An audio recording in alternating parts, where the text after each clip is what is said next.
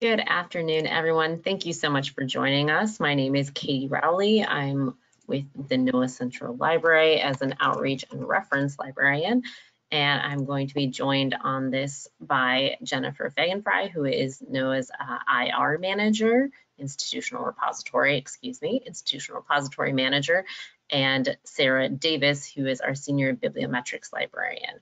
This is another installation of our Publishing at NOAA series. Pay no attention to that man behind the curtain, what author services can do for you.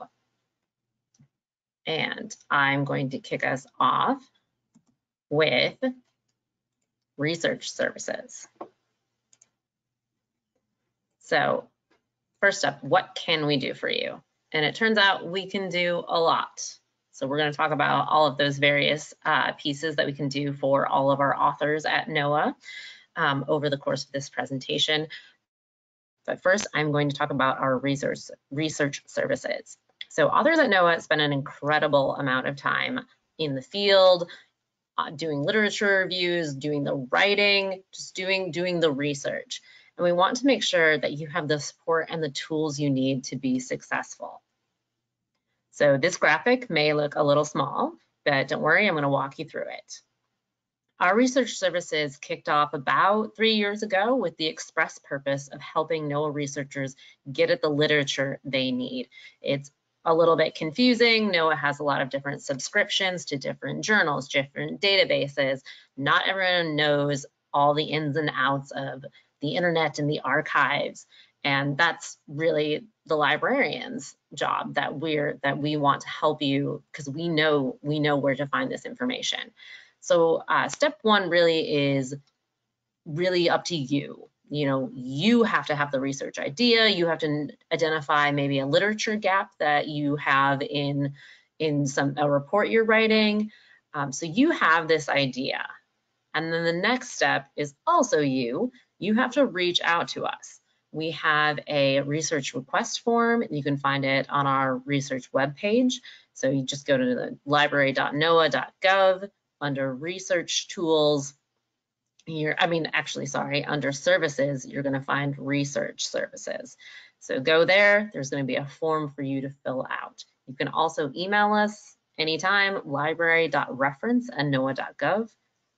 And once we have this information about your research idea, we're going to have an initial meeting.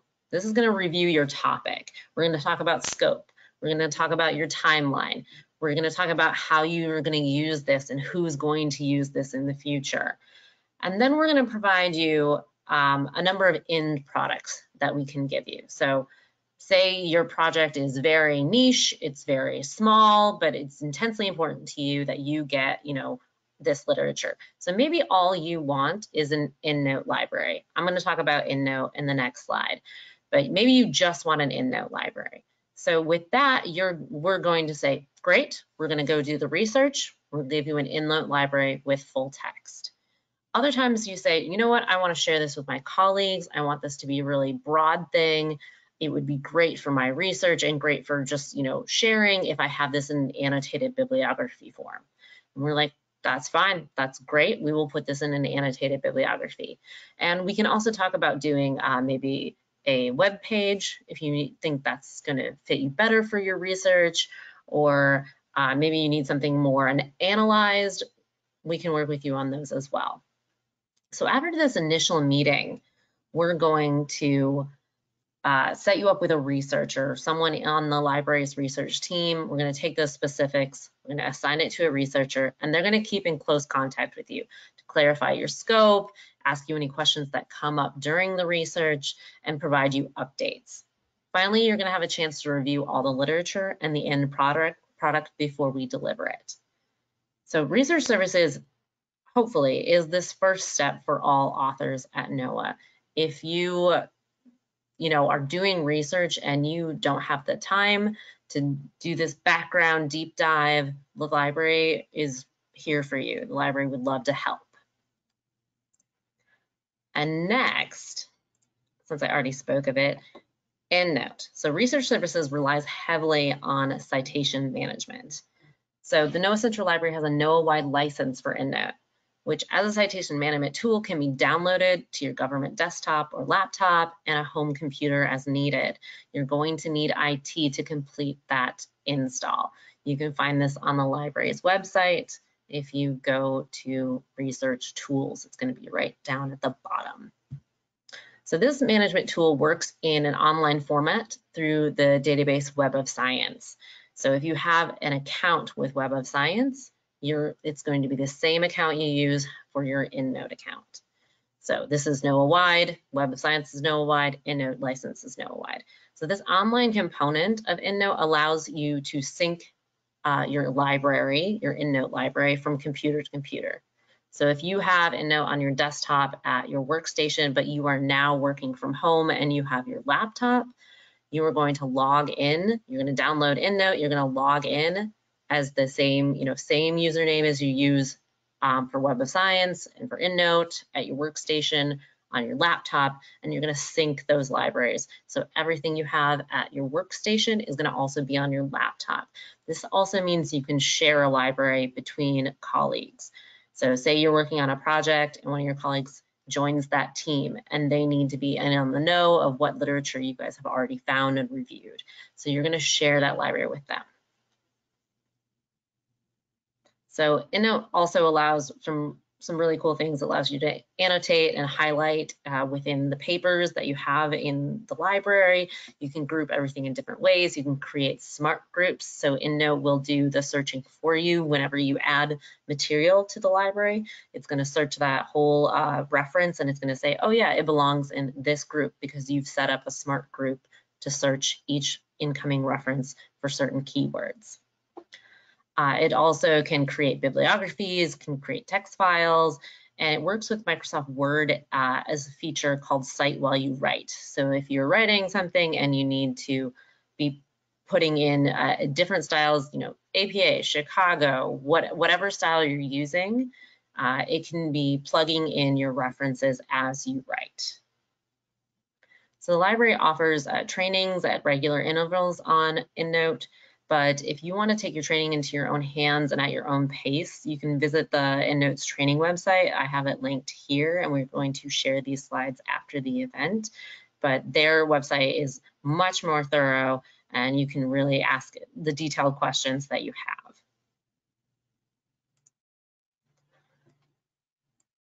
Next, I want to talk about the main thrust of this presentation, author services. So the library recognized that we have a lot of information and we need to share it somehow. So we created, I'm going to give kudos to Jenn Fagan-Fry for doing most of the work here. We created this Publishing and Scholarly Communications Guide, and it's everything but the kitchen sink. So we have mandates and regulations, policies, copyright and author rights, open access, journal article publishing, NOAA series, author services, measuring your impact. All of this is on a guide. So I'm going to actually step out of this presentation for a moment, and I'm going to open the guide. Please bear with me as I get that open. So you can find this on our library homepage. So I hope everyone is seeing that now. So we have the library's homepage, library.noaa.gov, and you're going to go to Research Tools.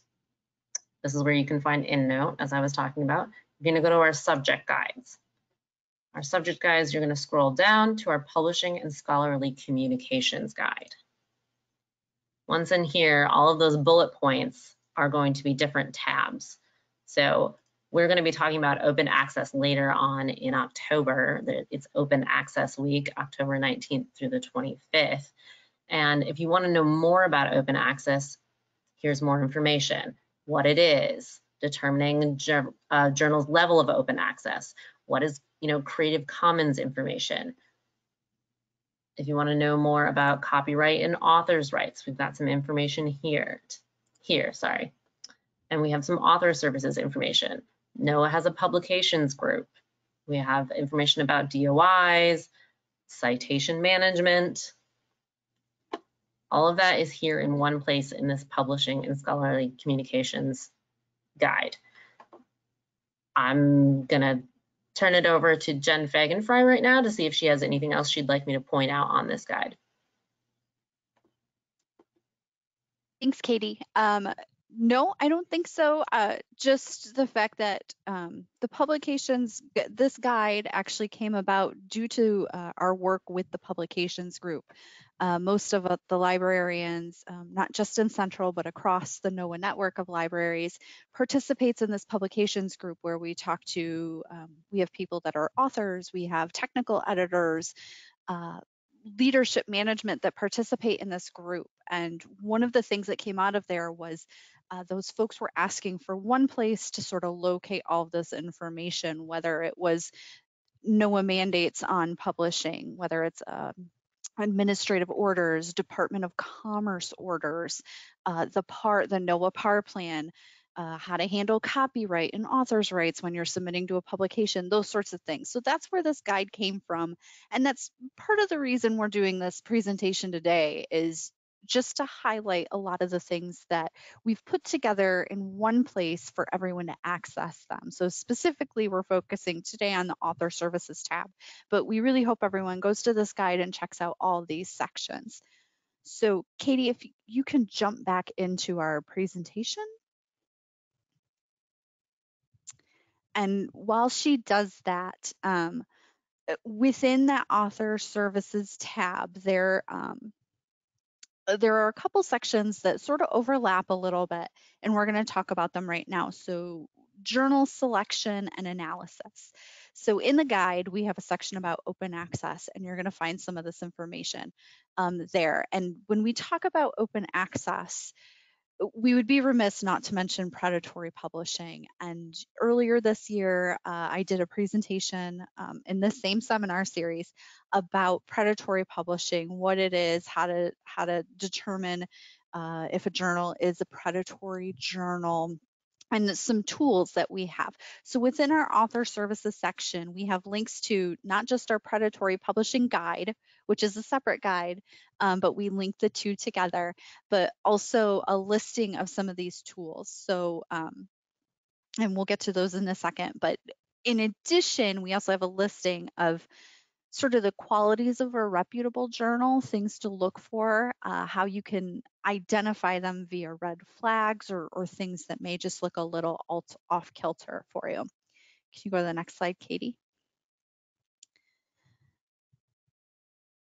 And the key thing that we in the library provide are some specific tools. So when you're working on a publication, when you're working on an article, you know, one of the main things you have to do is decide where to publish that article. You need to really analyze and make sure you're putting that research in a place where it's going to do the most good, where it's going to get the most views, where it's going to have the biggest impact. And there's a number of tools that the library provides. And I've just listed 3 here, but on that guide, there are more that are listed there as well. A lot of the other ones that are listed are free. You can access them from anywhere. You don't have to be logged into your NOAA network for any of those, and one of those being Sherpa Romeo. We plug this a lot. We're happy to talk people through how to sort of navigate Sherpa Romeo, but Sherpa Romeo serves as an aggregator of publisher open access policies. So when you go in there, you can search by a journal title, and it will list all of the that publisher's open access policies, sort of the rights the authors have, any options for paid open access, if it's in what type of paid open access, licensing, permissions, the whole 9 yards. One of the other tools that we offer, that the library offers and provides a subscription for all NOAA employees, is to Cobbles.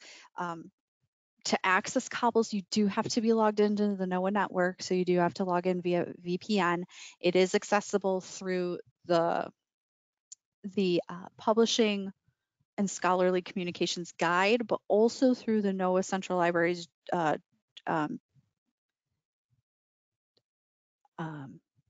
oh gosh, help me, Katie, the journal article database and guide. So you can access it in a couple different places. Cobbles is sort of along the lines of an aggregator, but it offers a lot of information on journals, such as evaluation metrics, their open access policies, and more. It does provide sort of a ranking and lets you know if there's, I don't want to call them violations, but they throw up sort of a flag if there is something about that publisher that doesn't necessarily jive with the best practices for open access publishing or publishing in general. So it allows you also to sort of compare journals. You can take two separate titles and put them side by side and sort of see which ones have better open access policies and compare their preservation policies and procedures, their editorial processes, that sort of thing. And the other one is Insights, which is via Clariva Analytics, which is also tied to EndNote. And there you can sort of search for journal impact factors and that sort of stuff. And I think Sarah may cover Insights a little bit more. That is not exactly my area of expertise, but I think Sarah will cover that just and touch on that a little bit. But those last two are something that we provide to you through the Central Library. So if you have questions about those, please feel free to contact us.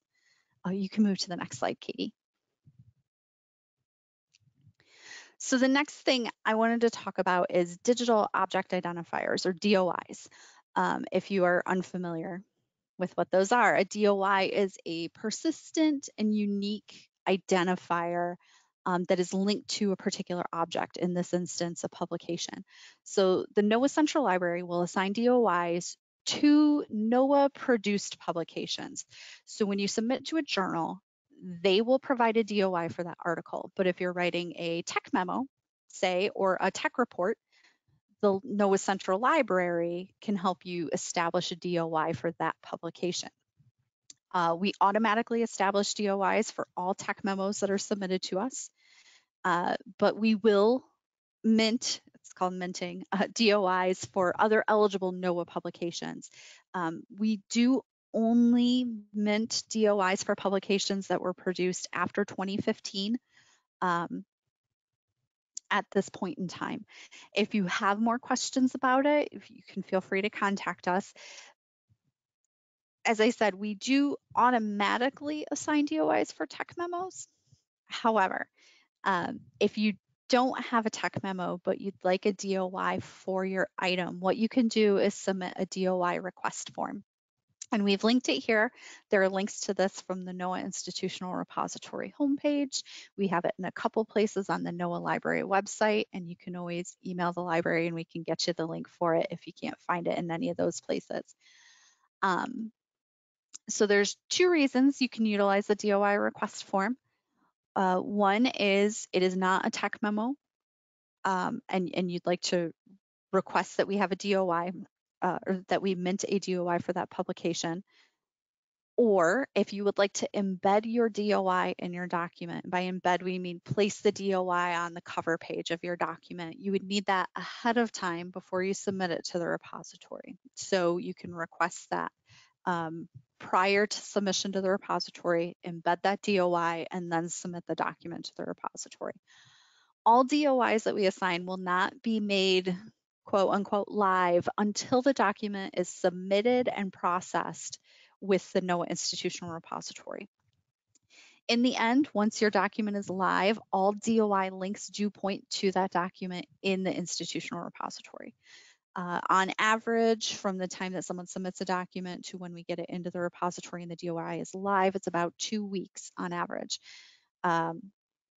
Oftentimes it's quicker than that, but that's usually the upper end of our timeline there. You can go on to the next slide, Katie. So speaking of the institutional repository, I'm not going to go into. Oh, I think we missed a slide, Katie.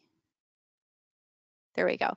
So I'm not normally I'd go into what the IR is and the mandates. I think we all are pretty familiar with those. If you are not, please feel free to contact me. I am always happy to talk about the NOAA Power Plan and the OSTP memo for increasing access to public research results or publicly funded research results. But I'm not going to focus on that today. I want to focus on the fact that just because we have to put things in the repository doesn't mean that there aren't benefits to the institutional repository. So one of those is self-archiving and long-term preservation of publications. And this goes for both journal articles and NOAA publications. So when it comes to journal articles, putting a manuscript in a repository is what's considered green open access. Green open access is a way to avoid paying APC charges to publishers. So you don't have to do open access through a publisher. The repository serves as an alternative. But another another benefit, this is sort of a sidebar, but recently there was a report that came out that a number of open access journals had folded and had gone dark online, and now there's no history of those articles. They're very difficult to find unless someone had put them in a repository. So yet another reason, if you're publishing in an open access journal, to make sure maybe we in the repository have a copy of it is the internet changes real fast. Sometimes publishers go dark, unfortunately. And this way we can ensure that there's still access to your research. In terms of long-term preservation, up here I only have NARA listed. So when you submit a publication to the repository and it falls under a NOAA record schedule, specifically I'm talking about reports to Congress, tech reports, and technical memorandum. Those 3 items fall under record schedule requirements, which means at specific intervals they have to be submitted to NARA for long-term preservation and archiving. If an item is in the repository, we at the library will take on those NARA requirements for you. We are currently working on a process to automatically transfer those documents electronically to NARA. So as long as we have a copy of it, you don't have to worry about submitting things to NARA. So that saves you as an author time and your office time down the road having to transmit those documents. In addition to transferring things to NARA in terms of long-term preservation, the repository itself is backed up in triplicate. So we at any given time have 3 copies of your publication saved. So we have plenty of backups. It's a bi-coastal system. We have lots of copies of them. So another benefit of the repository is increased impact through greater discoverability. So what that means is the repository itself is Google indexed. It pops up in Google Scholar results. It pops up as one of usually the top 5 or 6 options when you do a basic Google search. And I'm not sure if everyone's familiar with Unpaywall, but I would recommend, it's a Chrome extension. You can easily add it on to even our work computers. It is approved. The repository is indexed by Unpaywall. So anything that we have in the repository is going to be easily accessible by folks. And if someone is using that Unpaywall extension, even if they are not within NOAA, they don't have access to an item, if it's in the repository, they'll be able to access that document. You can go to the next one now, Katie.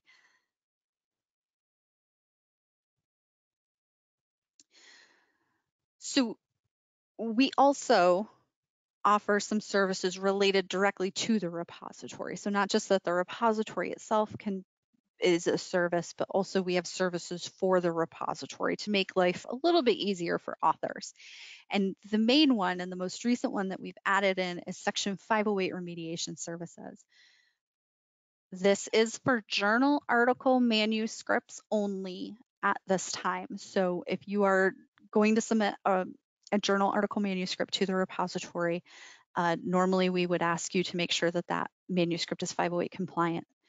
At this point in time, you do not have to do that. If it is a journal article manuscript, you can submit it to this manuscript remediation and submission form link, and we will take care of the 508 on that document for you.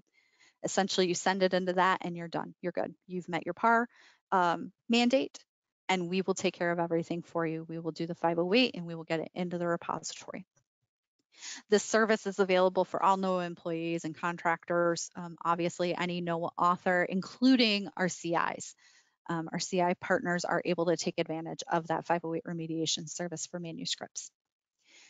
In addition to this, we have also established what we are calling NOAA IR and Section 508 office hours. And office hours should probably be in quotes because we are obviously not in the office. It is a virtual office hours. We do this every Tuesday from 2 to 3:30 p.m. Eastern time. And it is via a Google Hangout. We have a link here. We do have a link on the library, or excuse me, on the IR's FAQ page and in a few other places. However, that time doesn't always work for folks, and we recognize we do have a lot of folks who work on the West Coast and Hawaii, and sometimes that time just isn't going to work out. 8 a.m. isn't always the best time for people to do stuff, right? So you can always feel free to email us for one-on-one sessions as well. And we ask that you do that through the repository email.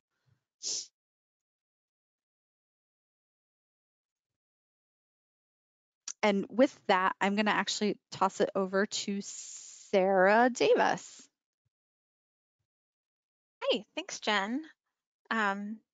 So after you've published your research and submitted it to the IR and put it out into the world, the library offers a variety of services through our Bibliometrics program to help you measure productivity and the impact of your work.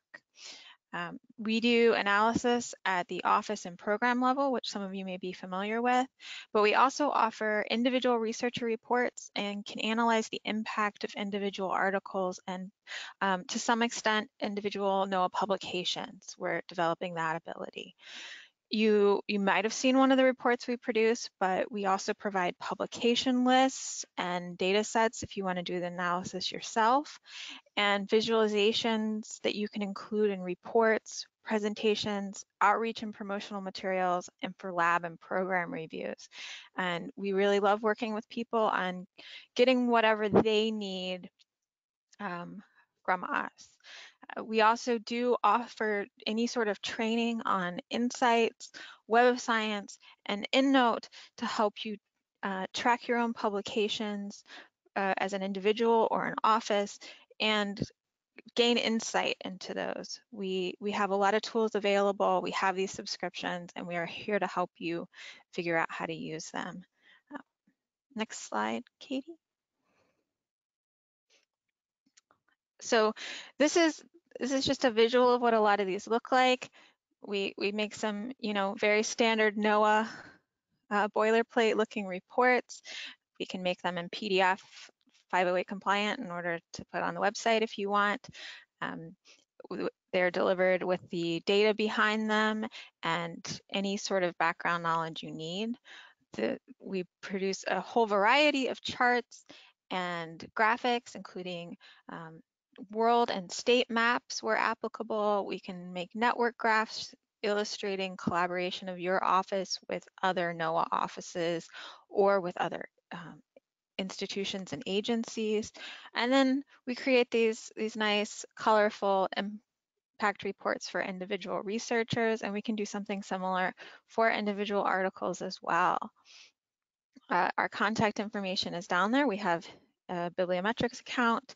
You can also contact me directly at sarah.davis@noaa.gov, and we have a LibGuide with a lot of helpful tools and information about what we do, our ongoing projects, and some of the things that we can customize for you. But we're very adaptable and we are here to help. Next slide. Related to bibliometrics are author IDs. A persistent author ID helps distinguish you from other authors with similar names when people are looking for your work. It easily connects your identity with your work and affiliations if you change organizations. And it enhances the ability to find and properly recognize your work.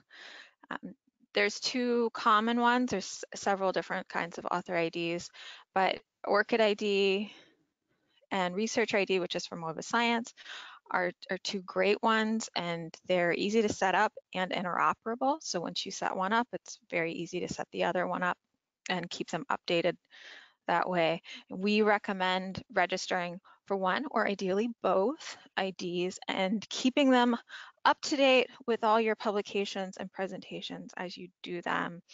And this is something that we can help you get get set up. A note here is that if you are interested in getting a researcher impact report, it is required that you have an established and up-to-date ORCID or researcher ID. And related to these, we also recommend that you claim your Google Scholar ID, just so that nobody else can claim it before you. If you've written any sort of book, Amazon also has an ID, and we recommend you claim that. So really taking charge of your identity as a researcher, and it can help promote you. So it's something that you can include in any publication. A lot of publishers are starting to include these. Web of Science has it in their records to connect articles and to help with analyses. It helps us do our job in the Bibliometrics program. And it is a great way to establish your online presence as a researcher in the greater scientific community. Next slide. So just a few final resources we'd like you to know about. The U.S. Department of Commerce Plain Language Guidance is really great for helping to communicate your science when you're publishing and your audience is not necessarily fellow researchers. So Karen Robin is a great resource, and we highly recommend this. We've had some talks, so you can also check our library seminar archives. We have some great information there that you can find through our author services page. And also style guides from the GPO and the federal government style guide.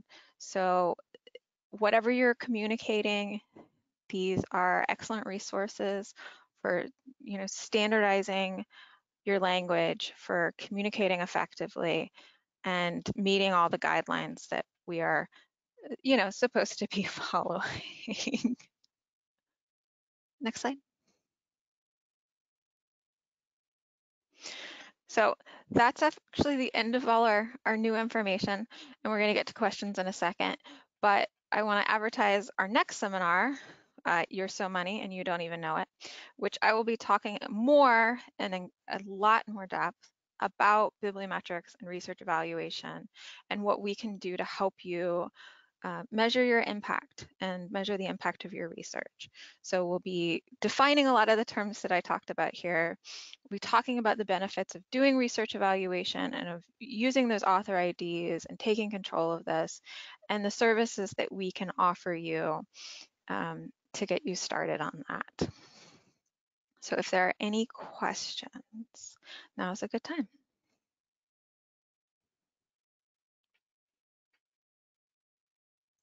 Thanks, Sarah. That's awesome. I'm not seeing any questions yet, but if everyone is furiously typing, that could be why.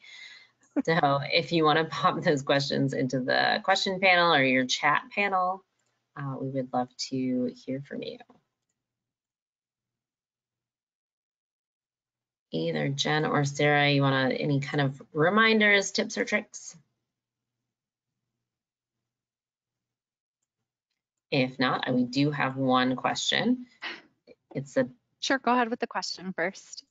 It is a bit long, so I'm going to try and share that with everyone. And okay, so Victoria is asking, hello, we've got a tech report in prep. So you've probably gotten a couple of emails. During final formatting, I realized I had one more publication question on something I didn't see anything in the NOAA Tech Memos guide. To your knowledge, is there anything we can't add on the inside cover? For example, this report was commissioned by another internal NOAA group. Provided we and the other group are both okay with it, can we add a phrase such as commissioned by the ABC lab to indicate this report is responding to a specific request? As far as I know, you are absolutely able to do that as long as both parties are okay with it being presented that way. We do have some tech memos and tech reports that have something similar.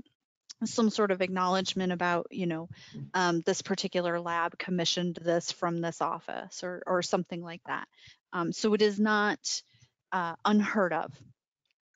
But, you know, as long as both offices are okay with it displaying that way, absolutely, you're welcome to put that in there. As far as I know, and to you know, to be fair, I've looked around a lot and spent a lot of time trying to locate this. NOAA does not have any sort of agency-wide style guide when it comes to NOAA publications, whether it's a tech memo, tech report, whatever it may be. So a lot of that has filtered down to line offices have preferences, and I know that especially within fisheries, they do have a sort of style guide that they prefer offices and labs follow. But as long as it fits within those parameters, absolutely. And this wouldn't screw up anything if there's some kind of information crawl that grabs the DOI and other information off the inner cover. It wouldn't be screwed up by adding further information there. Correct? No. No. Awesome. I think that answers Victoria's question. Okay. She's saying that her office tends to be a little more laissez-faire. Okay. I will say a lot of offices in terms of formatting can be a little whatever about it.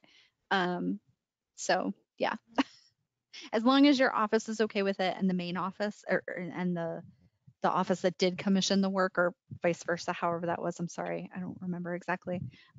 You should be fine to add in that information.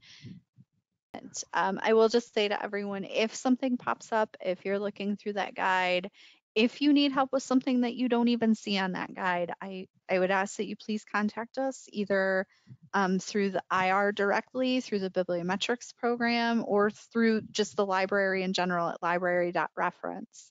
And please ask. We are here to help you every step of the way. So if you don't know, ask us. We may, or we will find you the answer. Okay, thank you, everyone.